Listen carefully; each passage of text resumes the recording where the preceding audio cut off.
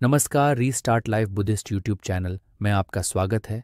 आज सुनिए कुलवंत सिंह विर्क की लिखी कहानी नमस्कार, पंजाबी कहानी।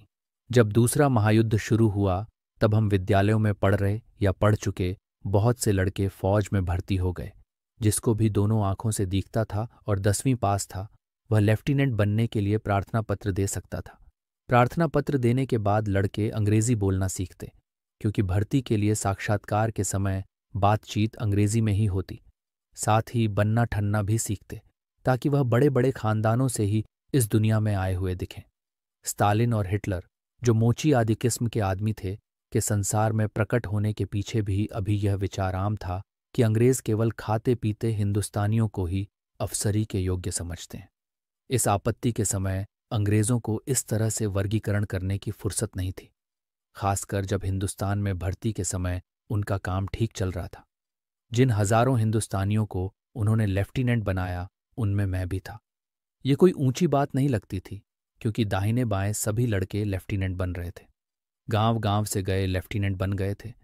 प्रशिक्षण वाली जगह, जिसे ऑफिसर ट्रेनिंग स्कूल कहते थे, जाकर तो ऐसा लगा जैसे सारी फौज लेफ्टिनेंटों की होगी, सिपाही कोई नहीं होंगे। पर प्रशिक्षण के बाद यूनिटों में जाकर पता लगा कि हिंदुस्तानी फौज में भी हिंदुस्तानी अफसर आटे में नमक के बराबर ही हैं। आम यूनिटों में 30-35 अफसरों में 2-3 ही होते और शेष अंग्रेज। बड़ा अफसर तो कोई हिंदुस्तानी था ही नहीं। यद्यपि हमारा वेतन, अधिकार और अफसरी में कोई फर्क नहीं था, खाना पीना और सोना बैठना भी साथ था, पर फिर भी न अंग्रेज हमें अपने बराबर का समझते थे और न हम अपने को उनके बराबर का।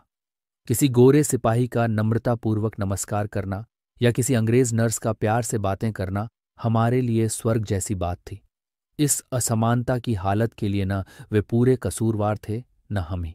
150 साल से हालात ही ऐसे थे। इस कुदरती फर्क का उस समय संकेत ये था कि हम तो अपनी फौजी नौकरी को परमात्मा और सरकार की एक बड़ी बख्शिश समझते थे, और इसका किसी तरह पक्का हो जाना हमारा एक सुंदर सपना था। पर अंग्रेज जबरी भर्ती में आए हुए थे और इस प्रतीक्षा में रहते थे कि कब लड़ाई खत्म हो और कब फौजी नौकरी से छुट्टी मिले। वैसे उनमें से कई बहुत अच्छे आदमी थे, पर हमारी और उनकी कोई दिल्ली निकटी नहीं बनती।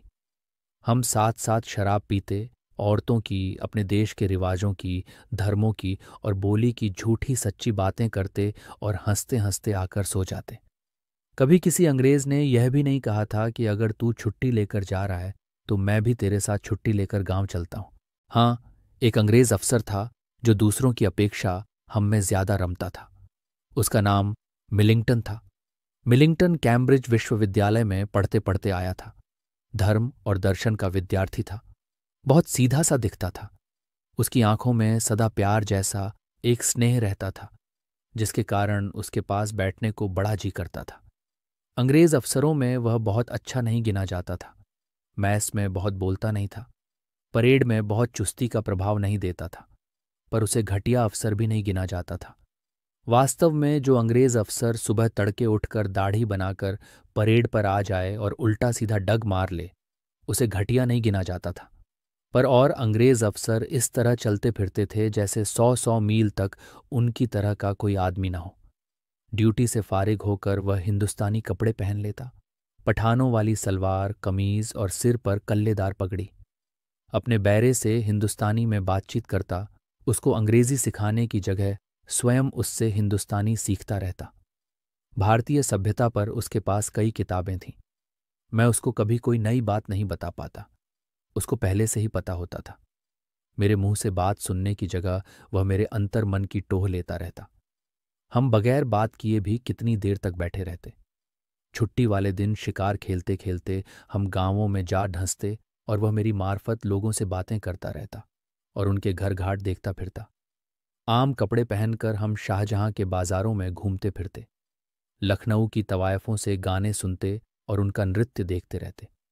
जिस तरह फौजी अफसरों की कोठियां उसकी दुनिया थी और मैं केवल एक आमंत्रित या अनामंत्रित मेहमान था, इसी तरह यह बाजार मेरी दुनिया थे। पर यहां वह मुझसे अधिक स्वाद ले सकता था।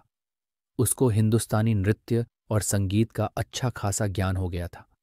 मैं तो ऐलान हुए बिना यह भी नहीं बता सकता था कि ठुमरी गाई जा रही है या दादरा। बरेली में हम प्राइवेट तवायफों के घर जाते। उनके बिस्तरों पर बैठकर वह एक बच्चे की तरह उनसे बातें करता रहता। वहां से उठकर वह उनके घरों के बाहर बैठा या टहलता रहता। ये देखता रहता कि कौन लोग आते हैं, क्या बातें करते हैं। ऐसा लगता था कि जैसे अंग्रेजी राज्य के लिए देश को बचाने के निमित्त आए उसको इस देश से स्नेह हो गया हो। अपनी नौकरी बजाने की जगह वह अधिकतर भारत की आत्मा की टोह में था। एक बार मोटर में अल्मोड़ा जाते हुए रास्ते में बहुत सुंदर पहाड़ी दृश्य आए। वह मुग्ध देखता रहा और फिर उसने हाथ जोड़कर सिर झुका दिया। तू किसको नमस्कार कर रहा है? मैंने पूछा। पता नहीं किसको, पर मेरा जी किया था, उसने कहा। उसी यूनिट में से ही मुझे फौज से छुट्टी मिल गई। जब मैं नौकरी छोड़कर आने लगा तब मिलिंगटन से भी विदा लेनी थी। यहां से छुट्टी पाकर मैं अपने देश चला जाऊंगा, उसने कहा। अगर तू कभी उधर आया तो चिट्ठी लिखना, मैं तुझसे मिलूंगा। मेरा स्थायी पता ग्रैंडल बैंक लंदन है। मेरा खाता उनके ही यहाँ है। मैं जहाँ भी हूँ उनको मेरा पता रहता है। हर पत्र वह मुझे वहीं भेज देते हैं। ये बहुत सीधा और आसान पता है। अब तुझे पता न देने का मेरे पास कोई बहाना नहीं हो सकता। मुझे अगले कुछ सालों तक इंग्लैंड जा सकने की कोई आशा नहीं है, मैंने कहा। उसके बाद शायद मेरा जी जाने को न करे, इसलिए इस पते का कोई इस्तेमाल मैं नहीं कर सकूंगा। इस मुलाकात को तू आखिरी मुलाकात समझ। नहीं नहीं, क्या पता आखिरी हो। दुनिया बहुत छोटी हो गई है। शायद मैं ही कभी इधर आ जाऊं। तू मुझे अपना स्थायी पता लिख दे। एक कागज पर मैंने अपना नाम, गांव, डाकखाना और जिला लिखकर उसके हाथ में पकड़ा दिया। ये पक्का करने के लिए कि वह सारे अक्षर पढ़ सकता है, उसने शुरू से पढ़कर देखा। ये तेरा स्थायी पता है? उसने पूछा। वह मेरे गांव को इंग्लैंड के एक बड़े बैंक से कम स्थायी समझता था। हाँ, अनगिनत सदियों से मेरे पुरखों का यही पता रहा है। तेरी उम्र तो अभी भुगता ही जाएगा, मैंने गर्व से कहा। उसने मेरी बात सुनी और खड़े खड़े ही सिर झुका दिया। तूने किसे नमस्कार किया है? पता नहीं, मेरा जी किया था। नहीं, तुझे पता है, तूने मुझे नमस्कार किया है। नहीं, बिल्कुल नहीं। मैं प्राणियों को इस तरह नमस्कार नहीं करता। तेरे जाते समय मैं तुझे बड़े अफसर वाला सैल्यूट मारूंगा। मैं उससे कुछ समय पहले भर्ती हुआ था। इसके कुछ समय बाद अंग्रेजी राज्य खत्म हो गया। हिंदुस्तान आज़ाद हो गया। विदेशों में तरह तरह की बातें हुईं। किसी ने कहा डूब जाएगा, टुकड़े होकर खत्म हो जाएगा। किसी और ने कहा अभी आज़ाद हुआ ही नहीं है, भुलावा है, छल है। कई कहते बात इसके बीच बीच की है। नया जन्मा भारत धीरे धीरे घिसटने लगा है। ये आशा बंधने लगी है कि किसी दिन उठकर यह खड़ा हो जाएगा और चलकर या दौड़कर दूसरे बड़े देशों के साथ जा मिलेगा। कैसे काम हो रहा है? इतनी करोड़ों की आबादी के साथ कैसे बीत रही है? ये सब देखने के लिए कई लोग विदेशों से आते, कुछ यह देखने आते कि दुनिया के दो बड़े धड़ों के बीच ये किसके साथ मिलेगा। जैसे जाटों के दो धड़े किसी जनानी से बयान करवाने के लिए किरपान खींचे कचहरी से बाहर फिरते रहते हैं। कुछ वर्ष और बीत गए। एक दिन मेरी माँ ने कहा कि एक बाहरी जैसे टिकट वाली चिट्ठी आई है। मैंने चिट्ठी देखी। उस पर अंग्रेजी की मल्लिका की मोहर थी। टिकट पर इनके पिता की सूरत को मेरी माँ बाहरी नहीं मानती थी, पर इसकी सूरत इसे बाहरी लगी। चलो कुछ तो फर्क है ना, मैंने सोचा। चिट्ठी खोली। मिलिंगटन की थी। वह भारत आ रहा था। वहीं बैठे बैठे उसने दिल्ली के होटल में अपना कमरा ले लिया था और मुझे उस होटल में मिलने के लिए लिखा था। मैं दिल्ली गया। मिलिंगटन को पहचानना मुश्किल नहीं था। उसके पहले की तरह ही छोटी छोटी मूछें थीं और वह पहले की तरह ही भूरी थी। चल, तेरे पंजाब चले, उसने कहा। क्यों? दिल्ली पसंद नहीं आई? मैंने पूछा। पसंद न पसंद का सवाल नहीं है। ये मेरी पकड़ में नहीं आ रही है। कोई दाना हाथ में नहीं आता जिसको देखकर इस दाल का पता लगे।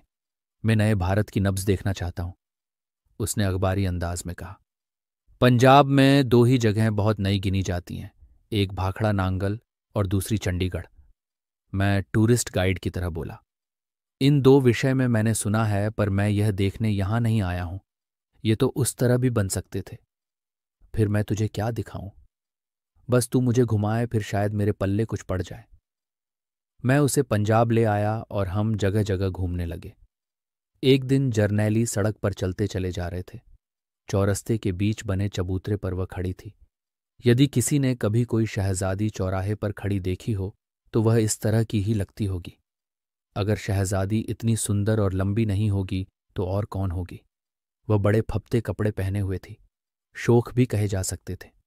हर गुजरते हुए का ध्यान खींच रही थी, पर उसका अपना ध्यान इस ओर नहीं था। वह बड़े गौर से सड़क पर आते किसी को खोज रही थी। ऐसा लगता था जैसे आंखों की राह ही सांस ले रही हो। जब हम उसकी नज़रों में आए तो मुझे पहचान कर वह मुस्कुराई। मेरा विचार है कि मिलिंगटन भी मेरी तरह उसे देख रहा था, यद्यपि हमने उसके बारे में कोई बात नहीं की थी। तू इसको जानता है? मिलिंगटन ने एकदम कान खड़े करके पूछा। हाँ, ये तो दिखता ही है। कौन है? डॉक्टर है। इसने मेरे बच्चे का इलाज किया था, तभी से परिचित है।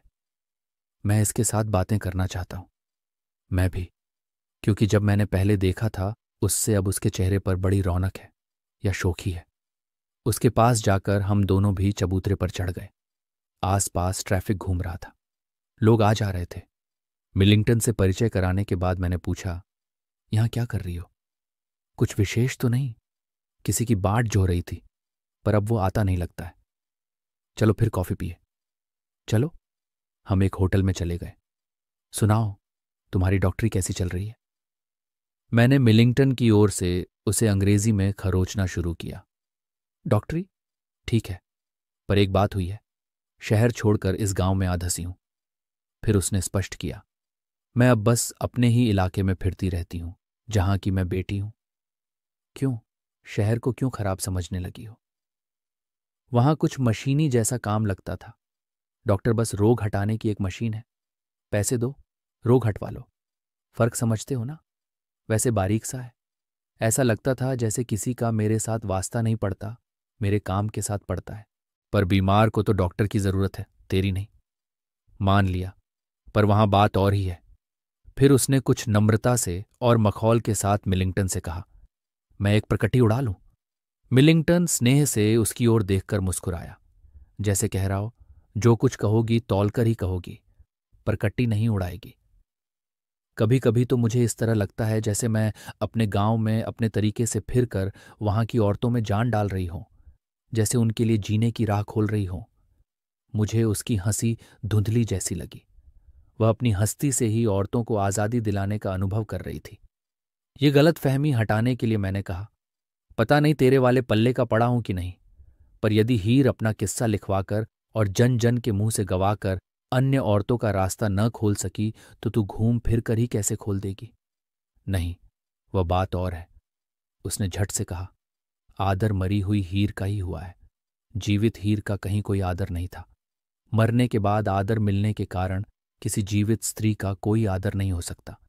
मेरे पद के कारण और मेरे कार्य के लाभ होने के कारण मेरे जीवित का आदर है, और स्त्रियां इसमें जीवित रहते हुए ही भागीदार हो सकती हैं। पर सभी तो डॉक्टर नहीं हैं, वे किस तरह हिस्सेदार हो सकती हैं? मिलिंगटन ने दलील का एक सिरा अपने हाथ में पकड़ लिया। तुम अंग्रेजों के लिए यह आश्चर्यजनक बात होगी, पर यहां सही है। जब एक स्त्री जहां चाहे फिरती है, जिस तरह के चाहे कपड़े पहनती है, जो कुछ चाहे करती है और फिर भी समादृत होती है, तो ये बात लोगों के मन में बैठ जाती है। उनकी एक लड़की उच्च शिक्षा प्राप्त है, जिसको लेकर वह उनकी भलाई के लिए गांव गांव डोल रही है, तो फिर उससे बढ़कर आदरणीय कौन है? मेरी सूरत इलाके के हर व्यक्ति और हर स्त्री के सामने है। दूसरी स्त्रियों को किस प्रकार का जीवन मिलना चाहिए, यह सीखने में मैं कहती हूं मेरी इस सूरत का हिस्सा है। मिलिंगटन चुप हो गया और सीधे होटल के सामने की दीवार को देखता रह गया। वह शायद उसे अपने गांवों में विचरती हुई देख रहा था, कभी साइकिल पर, कभी तांगे पर। किसी तरह गांव के बूढ़े निवासियों के लिए वह एक आदर्शमय स्त्री की मूर्ति थी। ओह, मैंने कितनी गप्पें मारी हैं, कोई शर्म हम हिंदुस्तानियों के पास नहीं फटकती। उसने मिलिंगटन को अपने साथ उलझे हुए अनुभव करके कहा, अच्छा, अब मुझे आज्ञा दीजिए। आज आपने मुझसे न जाने किस तरह की बातें करवाई हैं। उसने उठकर खड़े होते हुए मुझसे कहा। होटल के वरांडे में आकर हमने उसे विदा दी। जब वह कुछ दूर चली गई तब मिलिंगटन ने फिर पहले की तरह हाथ जोड़कर सिर झुकाया। तूने किसको नमस्कार किया है? मैंने पूछा। उस स्त्री को। तू तो कहता था कि तू किसी प्राणी को इस प्रकार नमस्कार नहीं करता है।